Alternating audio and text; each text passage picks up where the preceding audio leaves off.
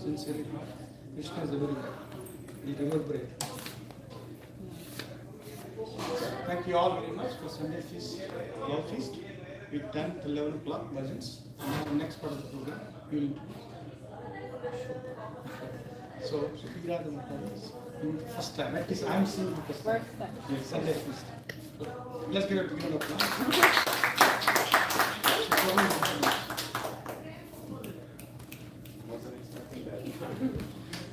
When you met her. I don't think anybody is interested to know that. Oh.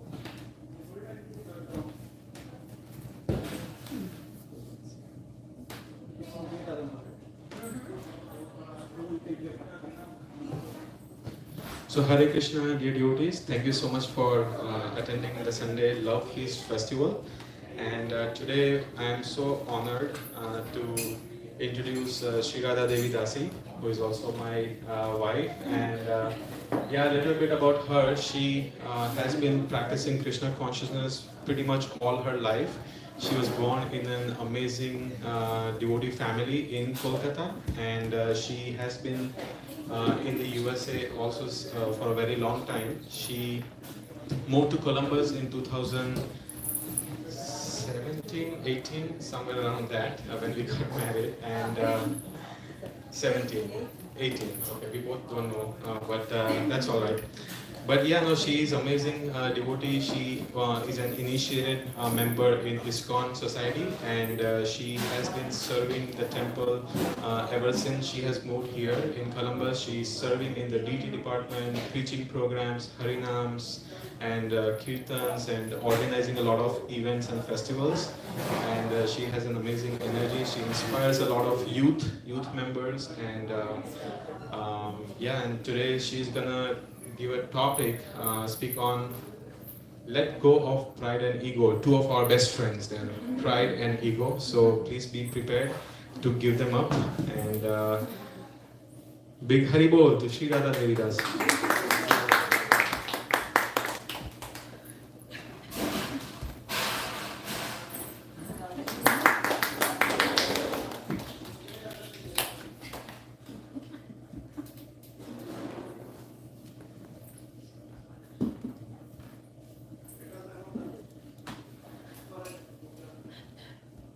Hare Krishna. Hare Krishna. Thank you for that introduction.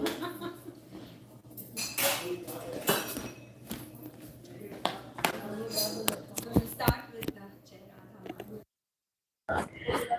जय राधा माधवा जय कुंज बिहारी जय राधा माधवा कुंज बिहारी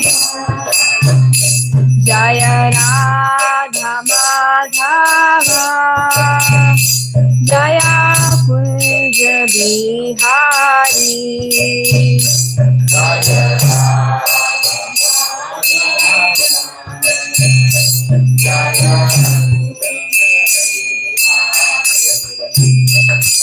जय गोपी जन वल्लभा जय गिरिवरधारी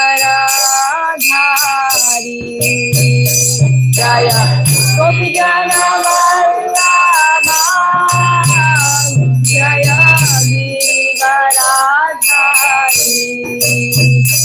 जय गोपी जन वल्लभा जय गिरिवरधारी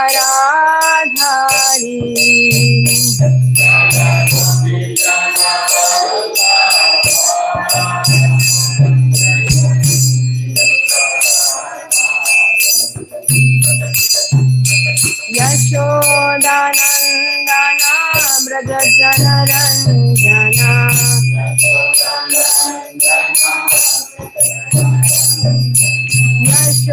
यशोदानन्दन व्रज जनरञ्जना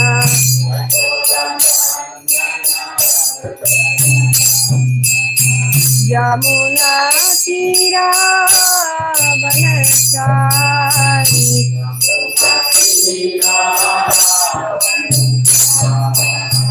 यमुना तीरावनचारी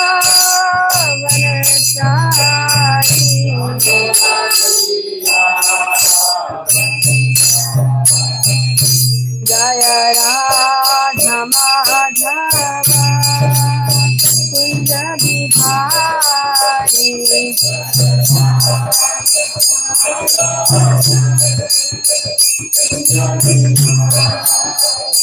हरे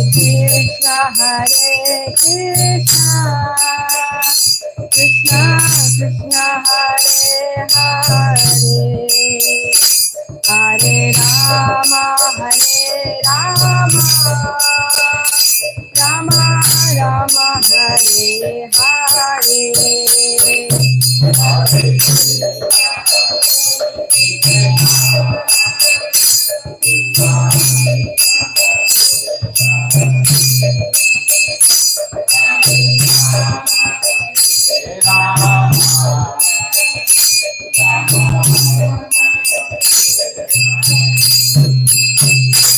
Hare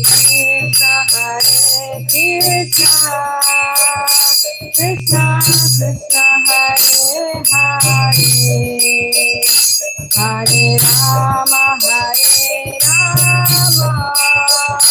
Rama Rama, Hare Hare.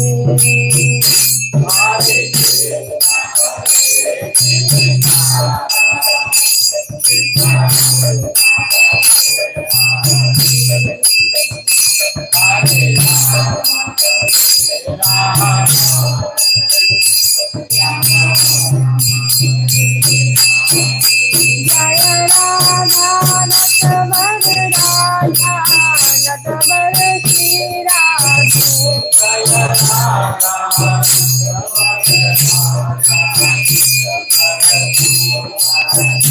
Jaya Jaya Jagannatha Jaya Jagannatha Jaya Baladeva Jaya Subhadra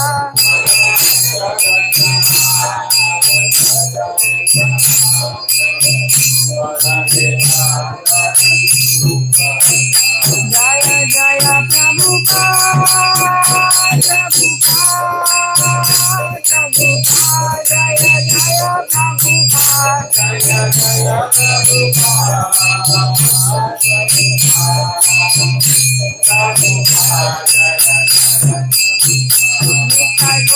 Hari Bol Hari Bol Hari Bol Hari Bol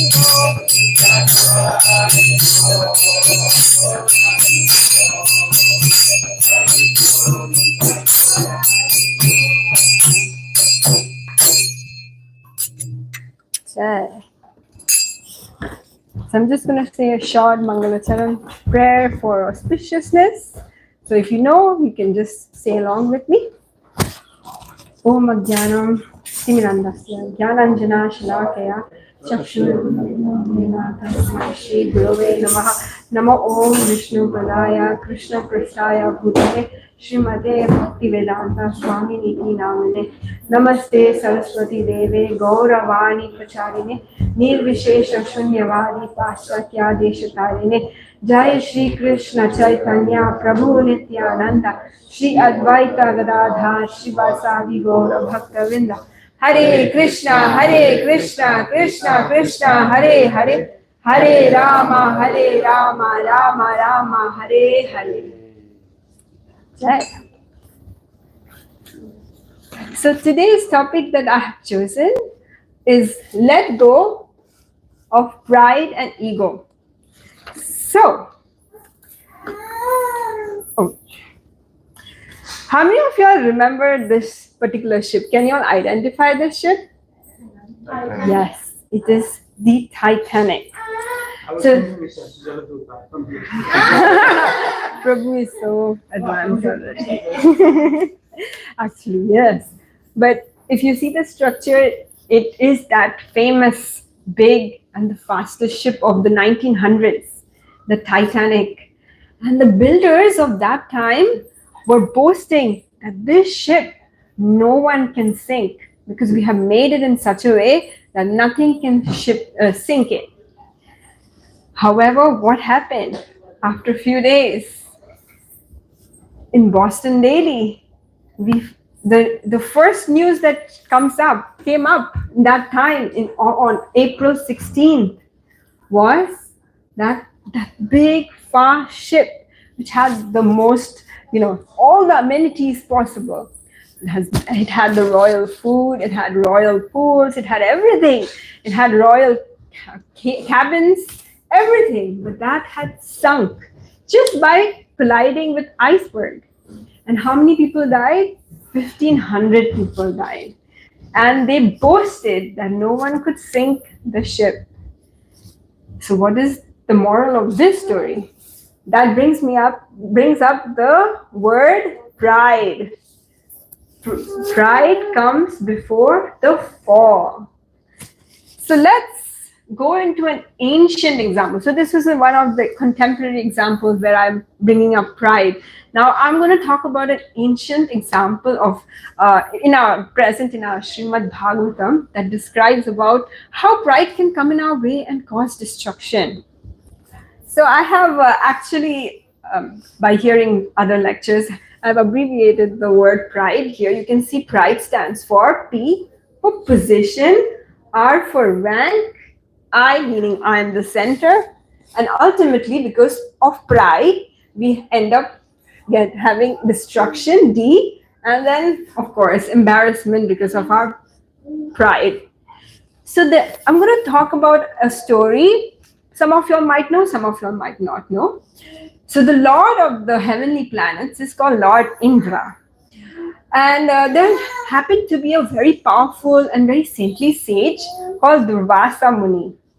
So he happened to be walking down a road, and at the same time, Indra was he was actually riding a big white elephant called Airavata. And while he was strutting around on his elephant, Durvasa Muni saw him and he was very happy to see the Lord of the heavenly planets. So he thought, why not give the garland that he was wearing to him as a sign of mercy, actually. So Indra didn't know who was giving the garland. He just took the garland, saw the garland, didn't feel anything, did not give any respect to the saintly sage. The sage was so powerful and saintly, he had no care. He thought, oh, this is just a garland. Why do I need to carry it? It's burdensome. Why don't I just give it to the elephant? So he gave it to the elephant. And of course, the elephant is an animal. He doesn't know what what is the importance of a garland given by a sage, the elephant just dumped it down and crushed the garland. So the garland is now crushed.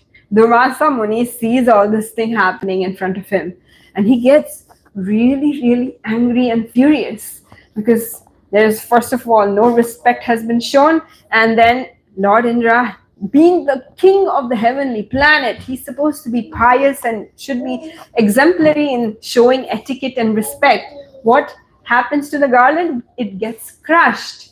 So Durvasa Muni understands that he has become proud because of his material opulence, because of his position and rank. So Indra was proud of his being the lord of the heavenly planets, and heavenly planets means that he is full of opulences. So Durvasa Muni saw through this, and he cursed Indra that now on, and there will be a time that all your material opulences will be lost. You will be completely bereft of your material opulences. And guess what? Shortly thereafter, the demons, or the demoniac, people from the demoniac planets came and raided he fought with them and completely took over his planetary system. The heavens, not me. 95% Mala. Is there? Do you use spices? Somebody's connected with you. Actually, no. I'm sorry. Well, the speaker decided to talk while I'm speaking. Yes. So as I was saying about Indra lost all his opulences in one go. All his opulences were gone. And he understood his mistake, that he was proud, and he then after, there's a long story. I'm not going to talk about that, how he actually got his kingdom back by taking up asking for help from Brahma and then later Vishnu. But now I just wanted to bring that up, the fact that Indra had become proud, and because of which it led to destruction and finally embarrassment. He was the lord of the heavenly planets, and his entire kingdom, in front of all his citizens or associates, was usurped from him. So here you can see Durvasa Muni and the proud Indra. So the same Indra that made this mistake in Satya Yuga. So yes, there are 4 Yuga cycles: Satya Yuga, Treta Yuga, Dwapar Yuga, and Kali Yuga. Currently we are in the Kali Yuga. He made the same mistake in Dwapar Yuga, in the Govardhan Leela. So what did he do? He could not recognize his own master, the Supreme Personality of Godhead. So what was the case? So in general, all the Vrindavan, all the citizens of Vrindavan used to pay taxes to the Lord. How? To Indra, Lord Indra. How? By making grand preparations and doing massive puja or worship of Lord Indra. Krishna had noticed this and he was not happy with it, and he had convinced everyone to worship Govardhan instead. So when Indra got to know about this, he was very furious because he thought, how could these citizens of Vrindavan not worship him and suddenly worship a mountain instead? And who is this little boy who is ordering them to do so? So in general, when we don't pay our taxes to the government just cuts off the supply, right? Like electricity supply or water supply or even the trash. But what did Indra do? Instead of cutting off the rain supply, he decided to kill all the citizens of Vrindavan. So his pride had become so much, he was so enwrapped with the emotion of pride or of his position and rank and his ability of his power, that he wanted to completely destroy Vrindavan. Not leave even one, he didn't have mercy for even one soul. So when all these things happened, he tried, but of course he failed because Krishna protected all the citizens of Vrindavan or Vrajavasis, because he's the Lord after all. What happened in the end? I'll talk about that later. So now my question is to you all. Don't you think sometimes we also have a little bit of Indra in ourselves? Is there anyone who does not sometimes manifest little Indraness in ourselves? It's not sometimes, most of the time. Yes, at least I do. I can say from myself that sometimes, not most of the times, Indra's pride-like emotions come in, and we sometimes want to show that and want to get credit and want to keep our position. We want to keep our rank. We want everyone to give us praise, isn't it? So now the question is, okay, I just defined what we discussed about pride. Now there is a reason why pride comes up in ourselves. It is because of attachment to false ego. So another question to you all. Anyone can describe, or in very short 3 or 4 words, what do you think ego is to you? False ego. Just ego. False ego. Ego is good. I'm servant of God. False ego. I'm only the servant of God. I'm the servant of God. I'm the servant. Yes, that is correct. Yes. He said that false ego means that I am the center of everything. And we'll talk about true ego after some time. Yes. I am the enjoyer. Perfect. That is great. Anything else? Misidentification of ourselves. Perfect. All great answers. So now let's hear what Krishna himself says in the Bhagavad Gita on false ego. So there is a concept of false ego and true ego. Now I'm going to describe about false ego. So what does Krishna say? In 3.27, Prakrite kriyamanani gunai karmani sarvashaha ahankara vimudhatma kartaham iti manyate. So the translation is, the spirit soul, bewildered by the influence of false ego, thinks himself to be the doer of all activities that are in actuality carried out by the 3 modes of material nature. So what does this false ego tell us? That I am the controller, I am the enjoyer, and everything centers around me. We identify ourselves to something which is not real. But this is okay. I have now we have now discussed what a false ego is. That doesn't mean that we don't have a real ego. It's not that we don't have any identification. We don't identify ourselves to be this body, but then what are we? What is our true ego? The true ego is Aham Brahmasmi. I am spirit soul. But that is not it. That is not enough. What after I am the spirit soul? Krishna says in 15.7, Mamai Vamsho Jiva Loke. So we are all eternal fragments of the Lord. And what is our eternal position? In Chaitanya Charitamrita it says, Jivera Swarupohai Krishnera Nityadas. Meaning we are all eternal servants. We are parts and parcel of the Lord, but we are eternal servants of the Lord. And here servant is not in the corrupt connotation that we give in our current modern society. Servant, happy, loving, affectionate, always want to please the Lord. That is the emotion here. Not that we are slaves.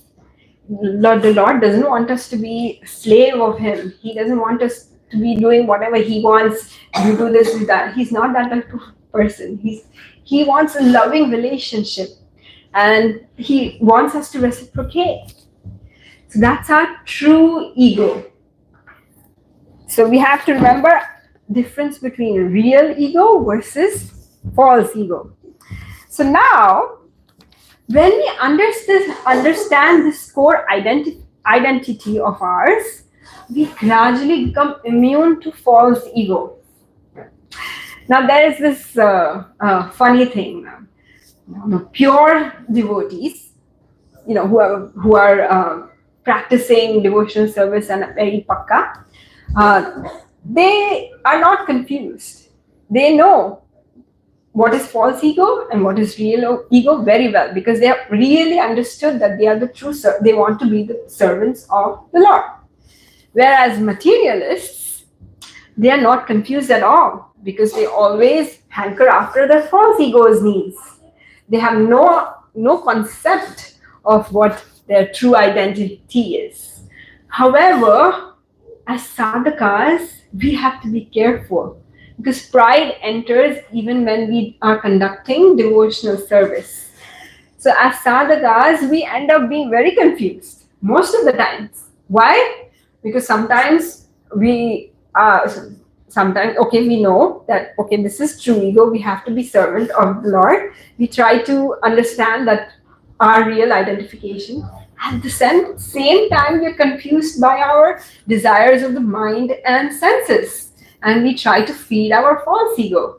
So there is always this pendulum of going from false ego to true ego to false ego. We are always there confused. So have you all ever felt while doing devotional service, or even at our workspaces, that we can do a particular task or service better than others?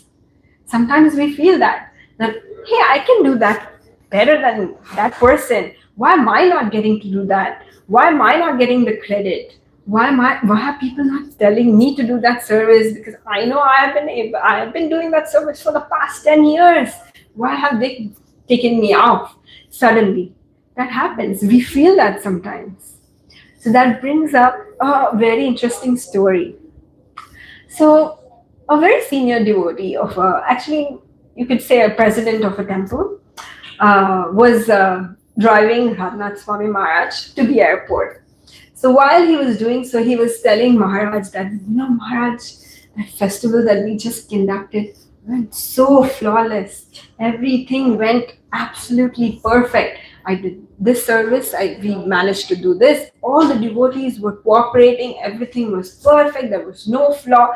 This was done timely. This was done accurately. There was no complaints. The feedback was great.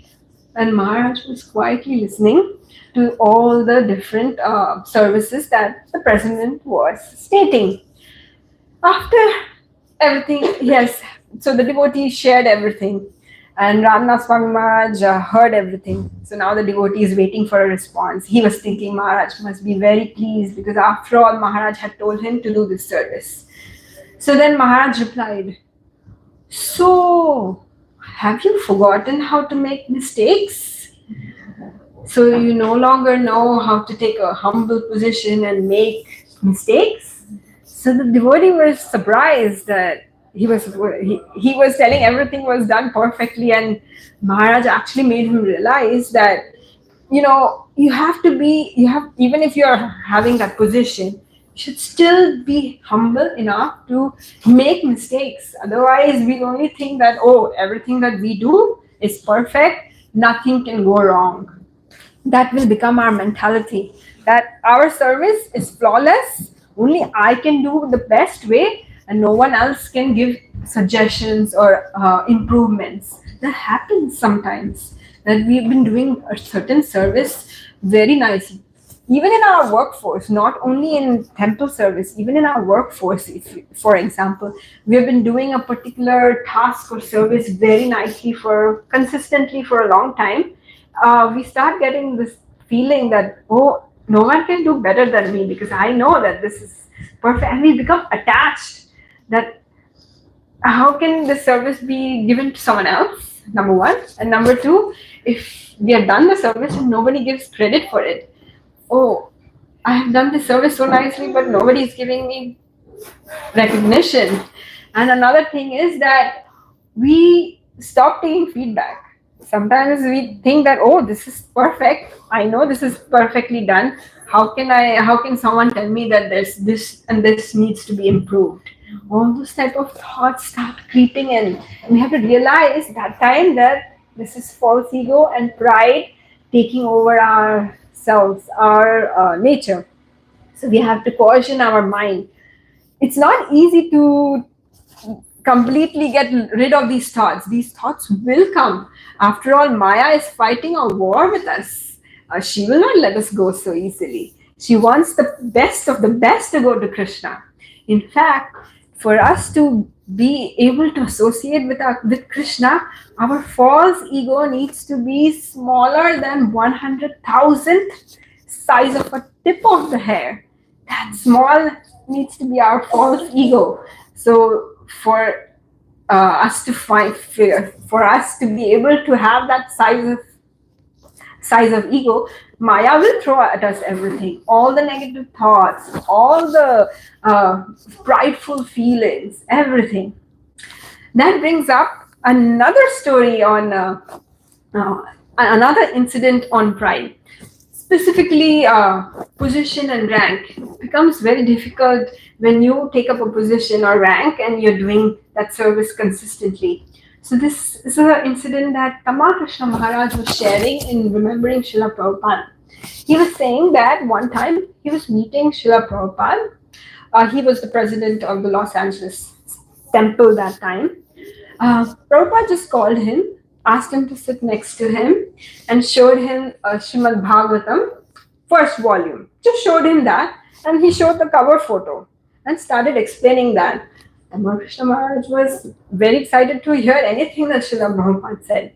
So he started hearing very sincerely and submissively. So Srila Prabhupada started saying, so do you see this picture of the universe? So there are several such universes, several of them. Infinite number of universes are there. And in that, we are in one universe. And then in this particular universe, there are several infinite number of planets. So many different planets are there. And among all these planets, there is this one tiny planet called the Earth. And within this earthly planet that we actually call Earth, there are several different countries. So there are so many different countries. And out of all these countries, there is one country called USA. And in that country, there are so many different states and cities.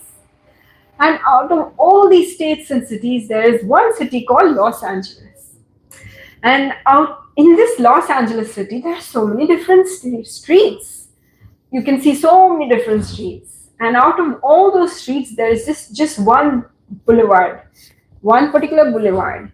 And in that one particular boulevard, there is this one center called Krishna House or ISKCON Center, Los Angeles ISKCON Center. And in this center, there are so many devotees coming in and out, coming in and out, coming in and out. And out of all these devotees, there is this one devotee who thinks that he's the center of everything and everything he says has to happen. Silence. Tamal Krishna Maharaj heard that, and all his words, everything that he said, totally sunk in him. And he realized that even if we are the president, or even if we have a high position, even if we think that we have advanced this Krishna consciousness so much, or even in our material life, if we think that we have advanced ourselves so much that now whatever we say will happen, we have to realize that how insignificant we are. We are smaller than, you saw how Srila Prabhupada described, out of the millions and millions of universes where we are at. So we should always take that, we should not always think that we want to be the center of everything.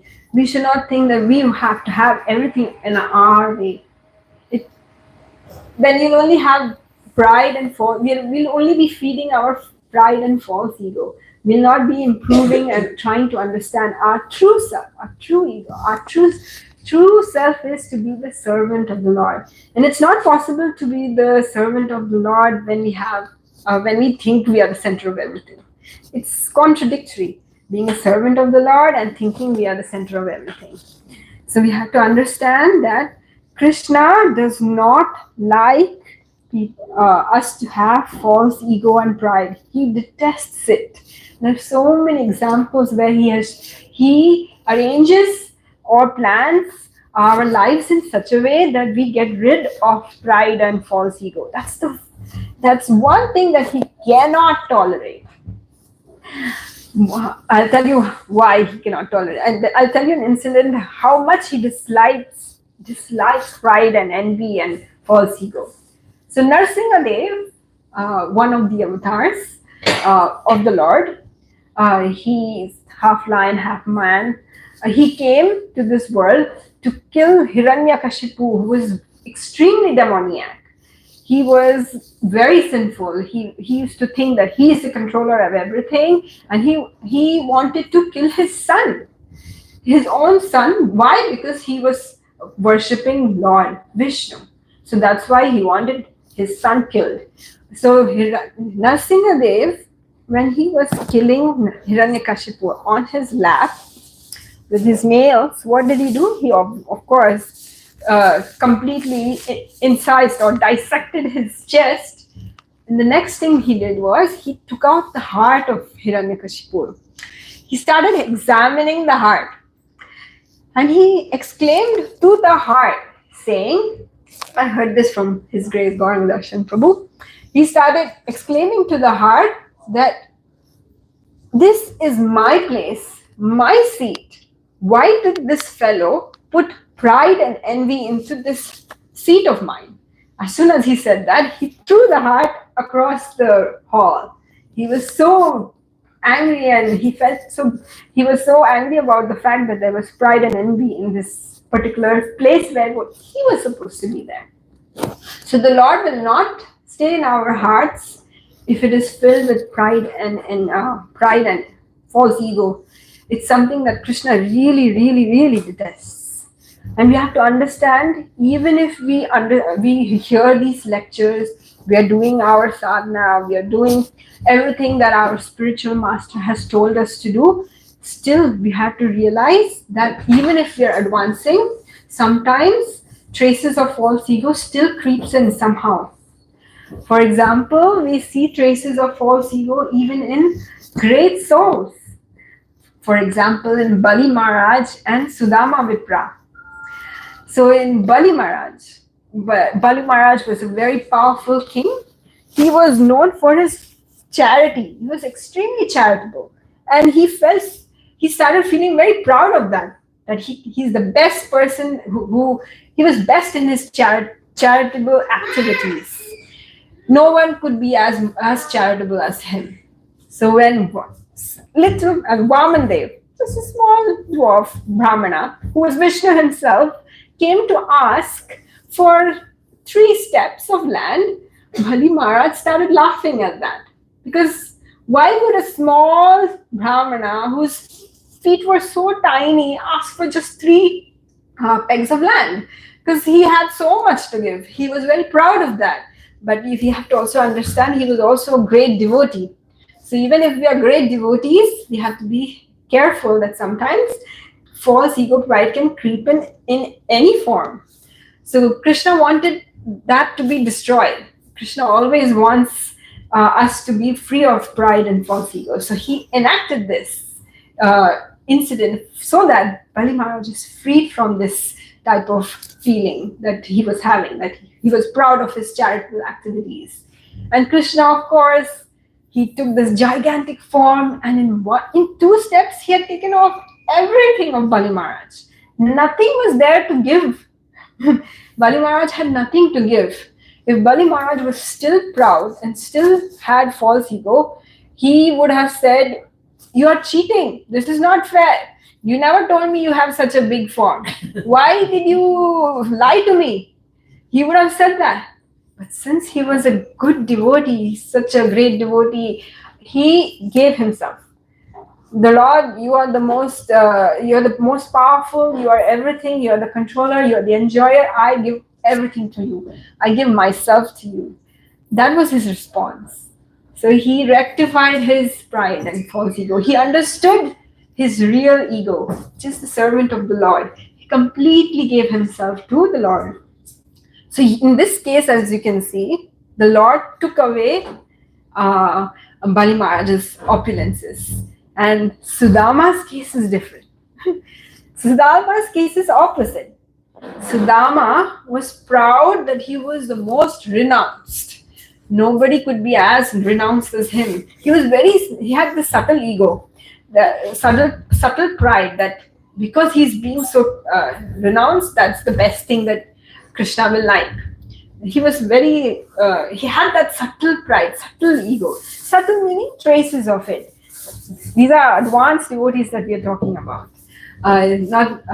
not someone like me.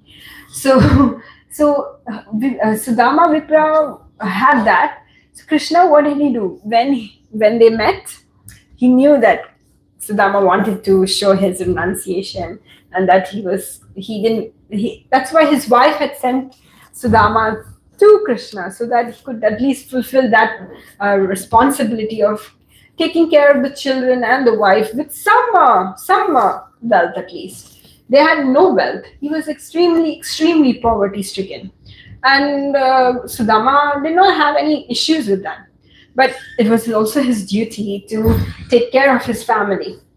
So Krishna understood this subtle pride or ego. And in this case, he gave wealth. In Bali Maharaj's case, he took away wealth. While in this case, he gave wealth so that Sudama does not have to have this ego about being renounced. He should be able to practice Krishna consciousness even in the presence of wealth. That much he needs to be able. That's what Krishna wanted to see. So when Sudama went back, he saw the wealth. He understood that he had that feeling, and he accepted the wealth, and even with the wealth, he practiced his devotional activities extremely sincerely. So in both the cases, Krishna he actually successfully destroyed that feeling of pride and false ego. Yes. So now let's come to the solution. We have to kill our ego before we die. So Bhakti Tirtha Swami Maharaj said it very nicely. We must die before we die. Why? Why should we die before we die? Because Prahlad Maharaj says in Canto 7 that our body is made up of two specific bodies. It's gross body and subtle body. The subtle body is the mana, buddhi and ahankar. Hare Krishna. Mind, intelligence and false ego. So if we have the false ego, that subtle body will be transferred to our next body. So whatever false ego, pride, whatever envy, anger, all those negative emotions will be transferred over with our subtle body to the next life. Gross body will remain here and will be burned, and our subtle body goes to the next life. So we have to try to die before we die. Now how can we die before we die? We have to take a humble position. Without taking a humble position and surrendering to a spiritual master and to Krishna, it is extremely difficult. We need to have mentor. We need to have Shiksha Diksha gurus who we can explain, who we can talk to, take guidance, and do service according to what they say. We have to try to dovetail our senses in such a way to please Guru and Krishna. Otherwise, it's extremely difficult. And now I have mentioned this. Let's come back to Indra's story. So I had left off where Indra tried to destroy Vrindavan, and he realized later that Krishna, the little boy who was protecting all the Vrajavasis, was his master, his own supreme personality of Godhead, which he had not recognized. When he understood that he had made such a big mistake, he was trying to kill the devotees that Krishna loved so much. He was so ashamed. He was so embarrassed and ashamed. What did he do? What was his response? He took a humble position. Not that, oh, I made this mistake, it's okay, I'm sure the Lord will forgive me, I don't have to do anything. Not that. He understood that he had made a grave mistake, and now he wanted to rectify the situation. He did everything possible to make sure that the Lord forgives him. So in Canto 10, chapter 27, he said he recites very beautiful prayers.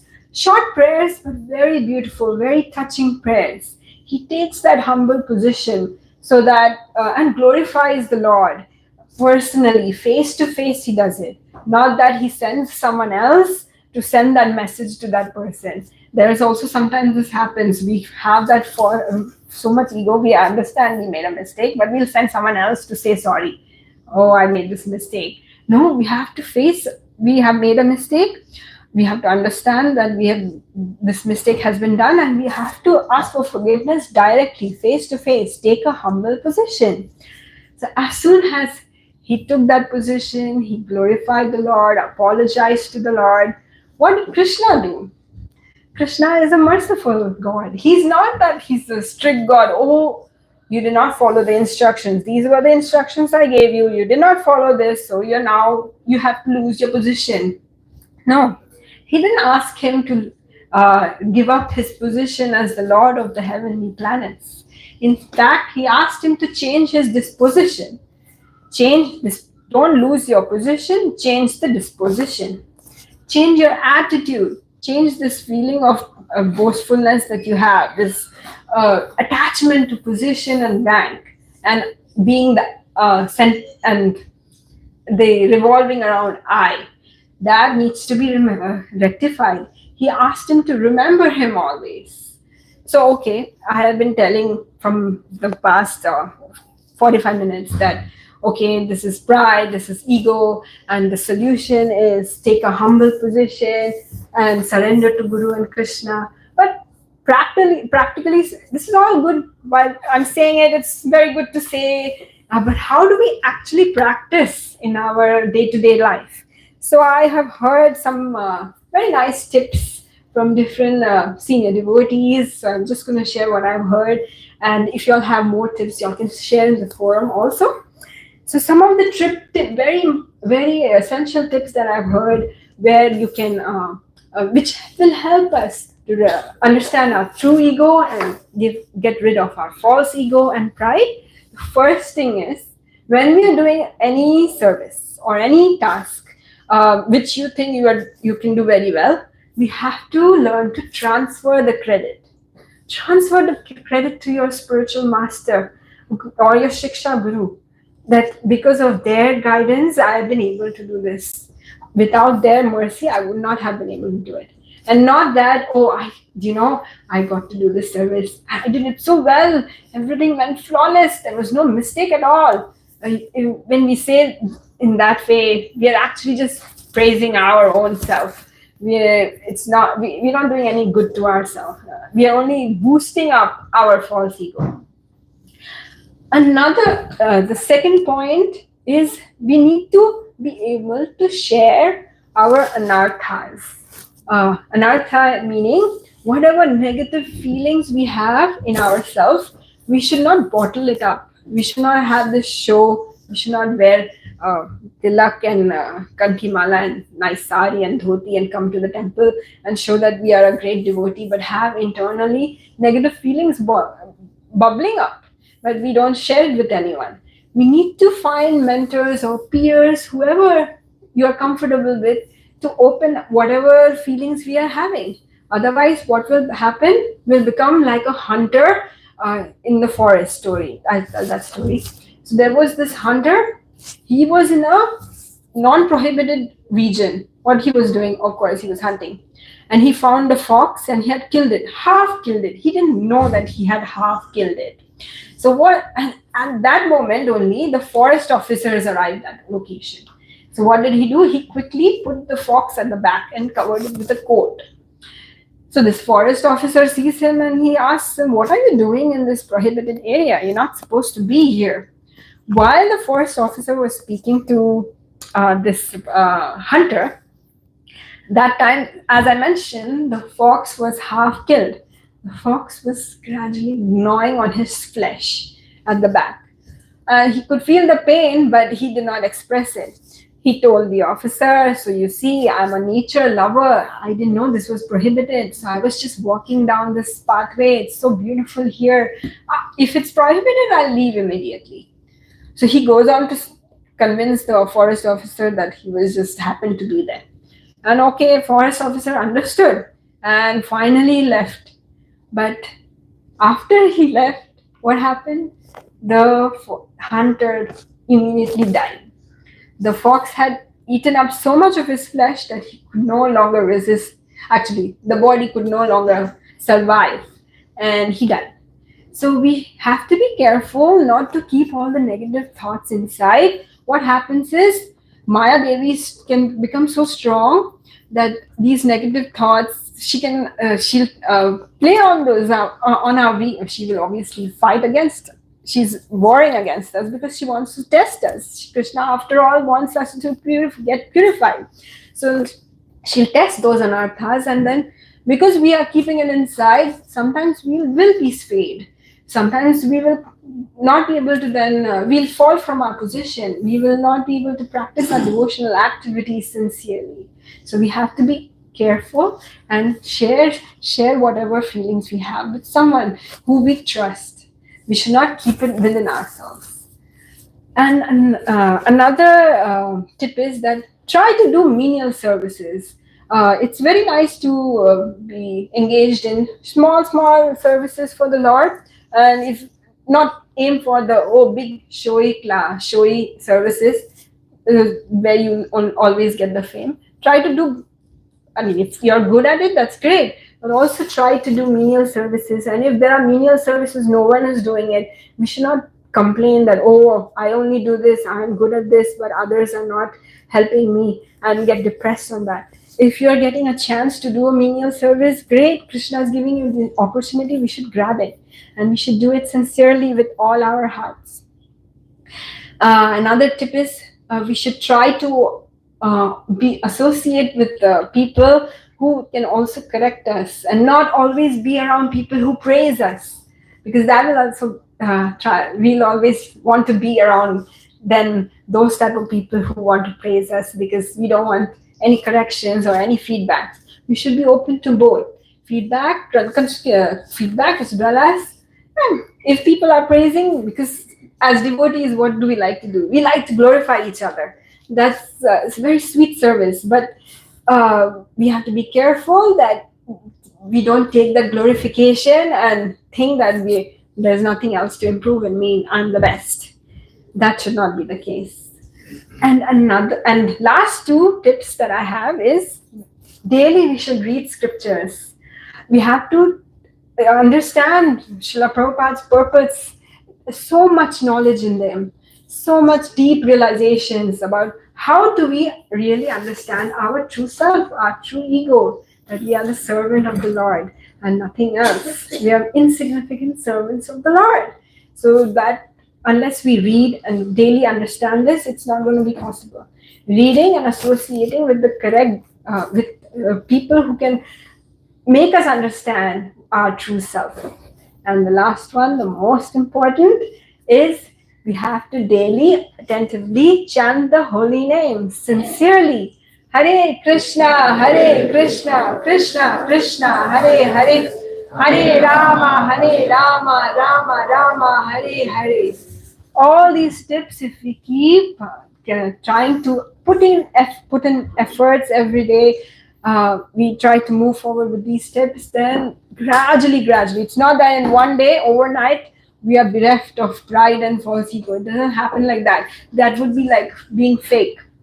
We have to try to be humble. Even if we are not, we have to keep trying.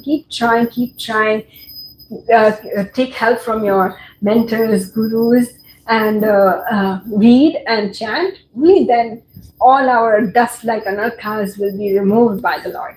And then we will be able to associate with the Lord himself. And with that, I would like to end my talk for today. And if there are any questions or comments, you can feel free to do so. Hare Krishna.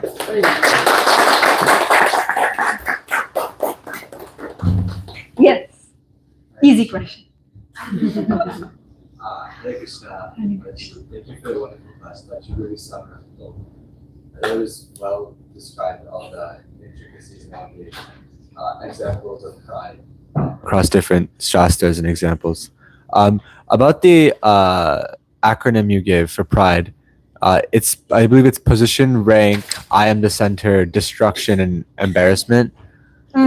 So what is the difference between position and rank? Or are they just the same thing? Are there things we need to be careful about that difference between the two, or can they be considered the same?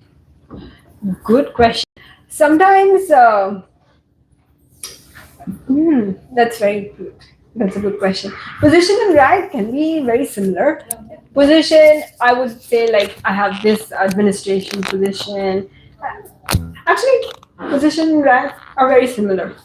Okay, so the Could be senior, like I'm a senior person. Yes, A title. that's true. Position is like a title, and rank is just seniority. okay, so we have to be careful about A, getting responsibility, and B, just being. Yeah, Advanced. thinking ourselves to be senior devotees now, nothing can be. I don't need any improvement. I am the best now because I have already advanced in my Krishna consciousness. In my rank, I'm a senior rank. Everyone should do whatever I say. That creeps in. Right. Good question. I saw Mayuri's hand first. So it was a great class, and you talked about the measures to help us getting rid of pride and false ego. But there's many times it's hard to understand or realize that we have one. So how to go about that?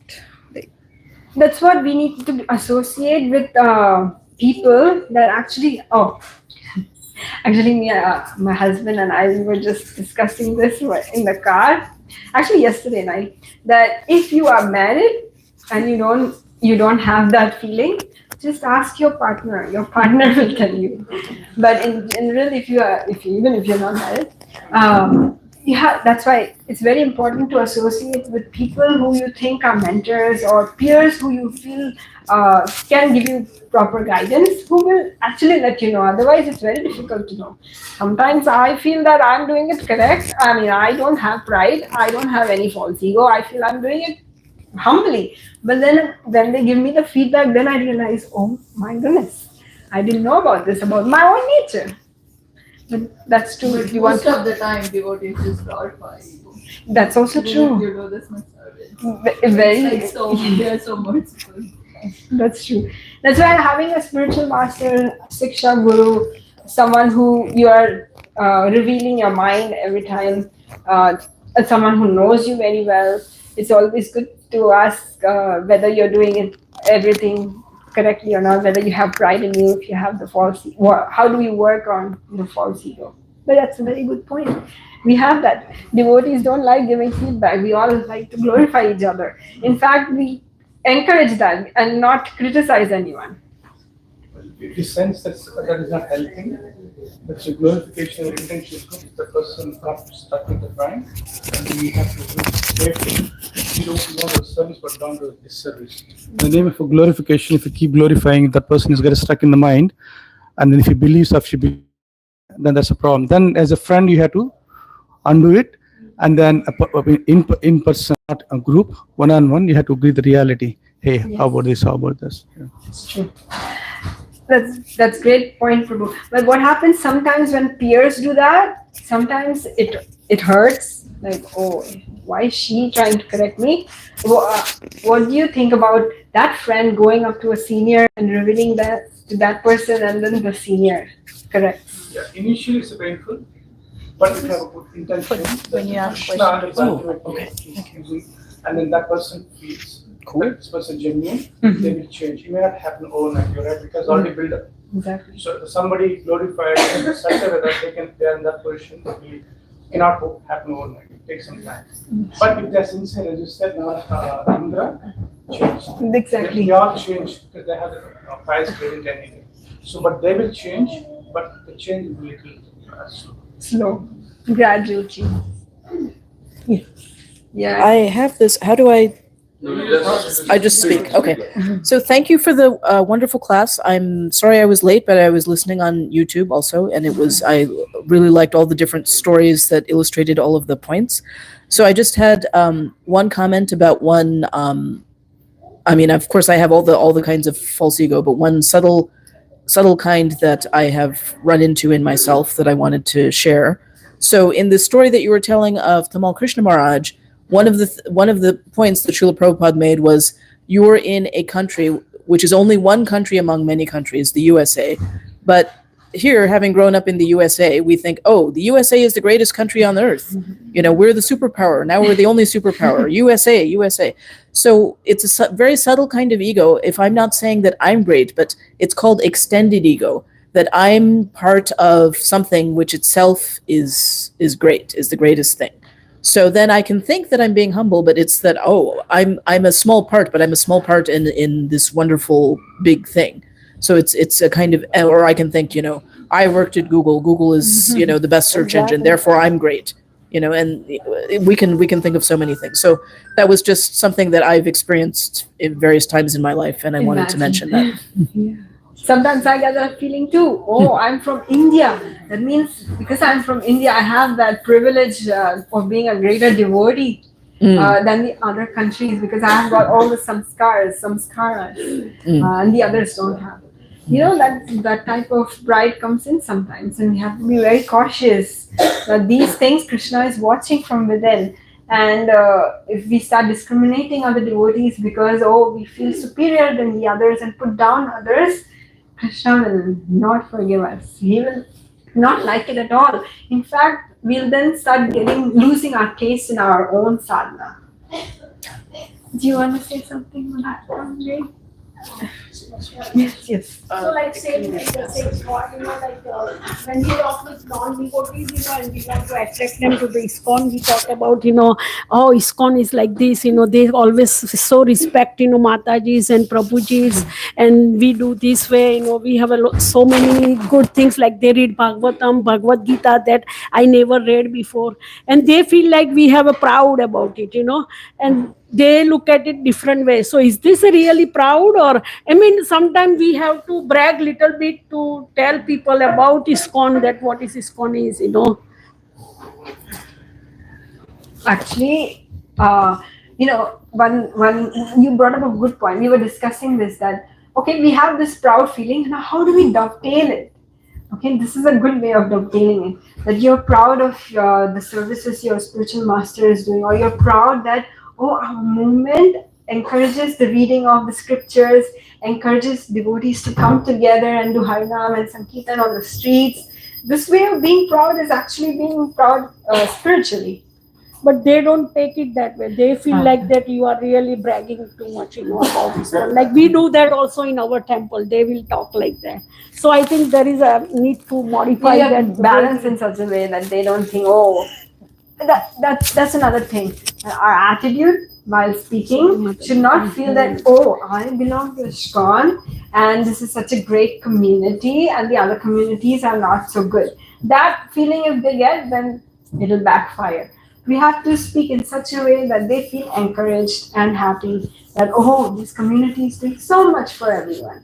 Why not try and see and experiment and one day come and see what they are doing. What is the secret behind their smile?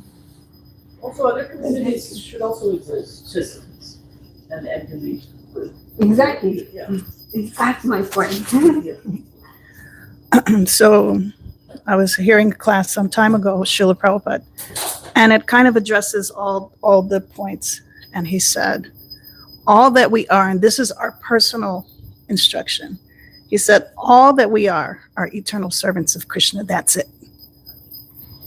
Okay. I'll take one last question. Yeah, sometimes they say that it's not the same that did the Govardhan, because this one it may be from a different yuga. But you know, when Indra offered prayers at the end of the Govardhan Leela, when Satyabhama was asking for the Parijata tree, he again went to he wanted to fight with Krishna. So he didn't learn his lesson, although he did offer humble prayers. So what can we understand from that? So this is what I heard, that Lord Indra was not completely purified, pure devotee. He was swayed by his false ego and pride here and there. Sometimes it just crept in him, And that's the first thing I heard. And the second thing is that Krishna wanted to teach us through him, as using him as an instrument, that what would happen when you have pride and false ego. What would be the result of it? Anyone wants to add something else to this? Very good question. I can add. So that's very common, prevalent in all of us. We know we are doing mistakes. Momentarily, we thought we got better, and then again it goes wrong. So again, that's called sadhana, so Vaidhi Bhakti. Keep trying, and that's the reason you said a very wonderful thing.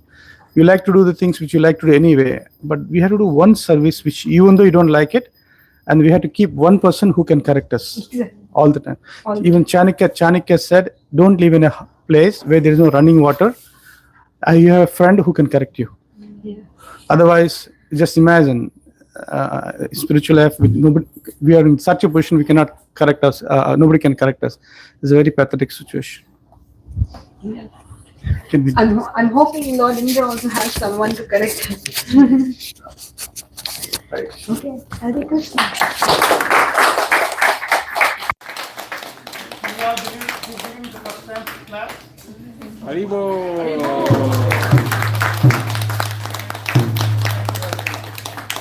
Thank you for the opportunity. So we all stand up for the kirtan and into the